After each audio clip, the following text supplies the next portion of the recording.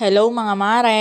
Alas 5 na to ng umaga at maagang nagising si Sayon para magpatimpla ng dede. Biglang ang nag-message si Kumaring Celia at nagtatanong kung gusto namin sumama sa resort. Ay yes, kunak ang adagos. Awisan da kagarodon nga pa nag-resort, madipay laang. Pagkagising nga ni Sarah ay nagkape na kami. At eto, ang hinding-hindi mawawala sa amin ni Sarah ang magkape sa umaga. May samot nga gatas is life.